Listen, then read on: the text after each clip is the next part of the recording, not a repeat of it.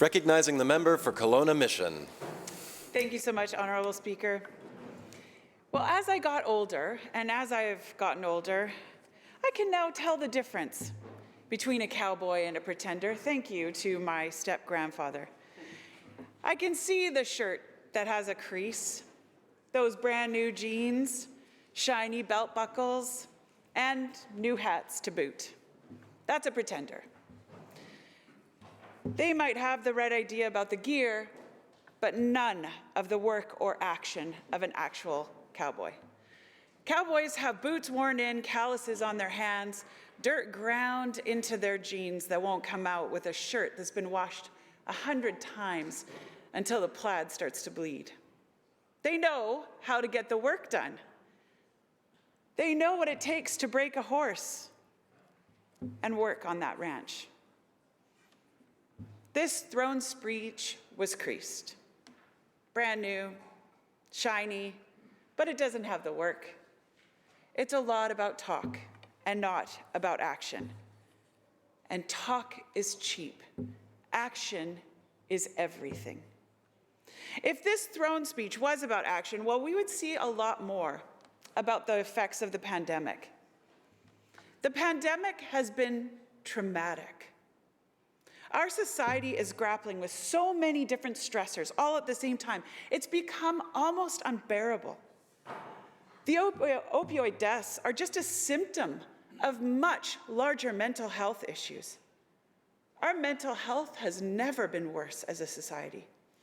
In fact, it's suffered so horribly over the last 2 years, and the trauma has been so crippling that over 60% of British Columbians admit that they have some form of mental health concern. 66%. And 25% of all British Columbians indicate that they are depressed. If we look at these numbers in our youth, those numbers skyrocket. Suicidal ideations, eating disorders, depression, and anxiety have become more and more commonplace among our youth. And why? They've missed their graduations, their first relationships, having a dance recital where their parents have actually been able to watch, or their parents watch their basketball games or tournaments. They've become hermits in their homes or apartments or student residence. Zoomiversity, isolation, social distancing have taken the place of friendships, experiences, and emergence. They've lost time. A quote from CBC on November 27th says, and I quote, "The pandemic, by forcing many of us into isolation and removing the activities we have used to mark time, has made some of us forget vast swaths of the last years. Months of monotonous routine have taken their toll on our memories," end quote, and on our mental health. Now that's one thing for me to sit there in my mid-40s and say I've lost 2 years. In fact, I wish I could lose a couple of years. It's another for a 12-year-old, an 18-year-old, a 22-year-old. They've lost more than 10% of their lives. And I have sat on the phone with my constituents begging for another psychiatrist who can help their child, begging for an hour of time.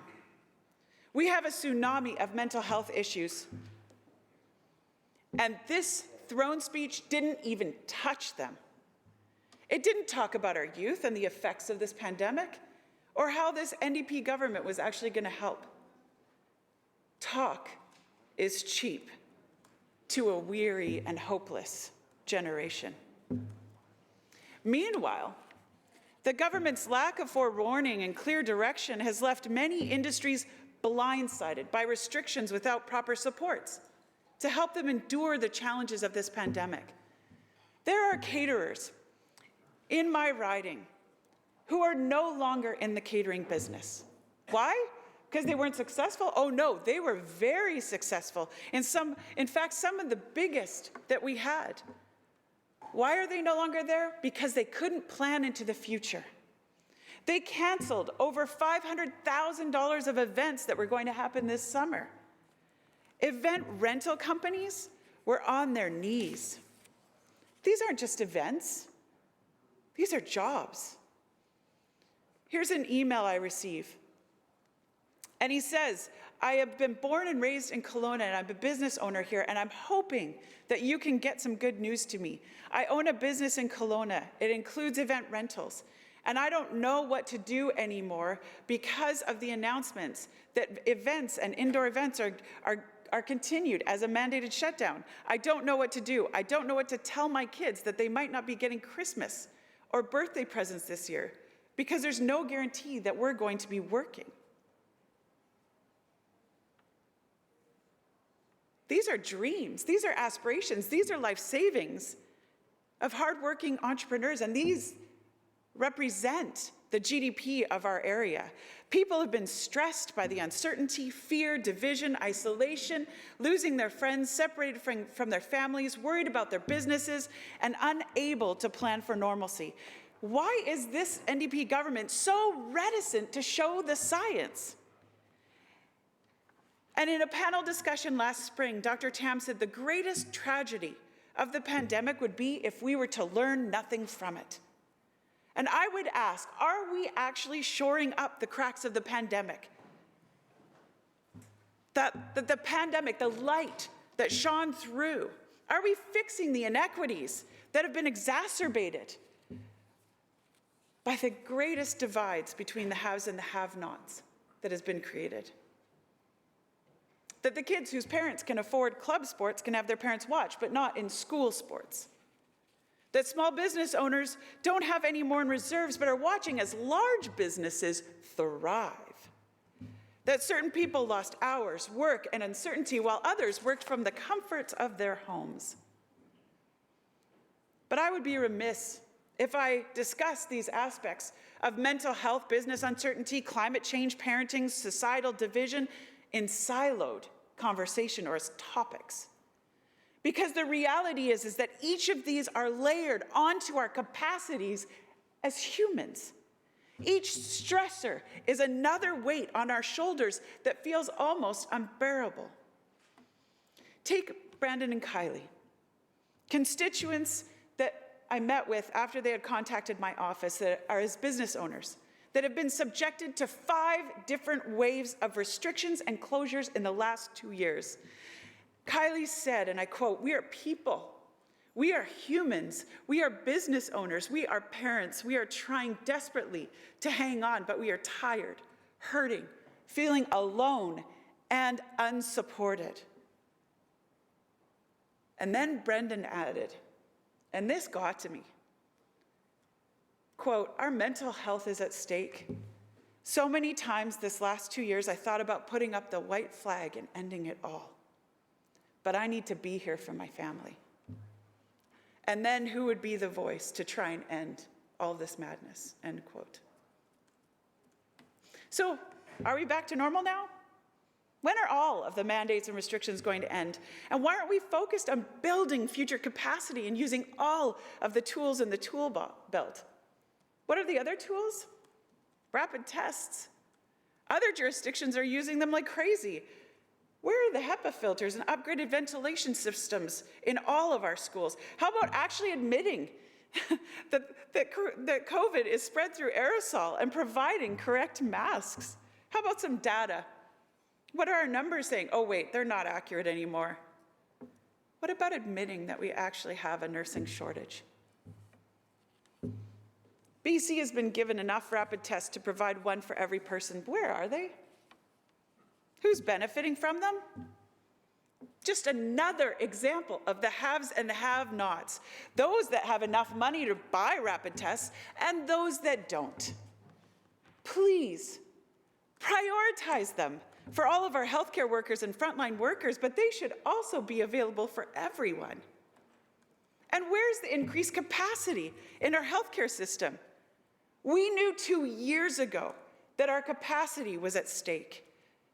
It was declared as our greatest fear that our healthcare system would be overwhelmed. But instead of using the last 2 years to actually be upgrading our healthcare system, we've sat idly by and used one amazing tool, but only one in our tool belt. Meanwhile, the variants have kept adapting far faster than we have.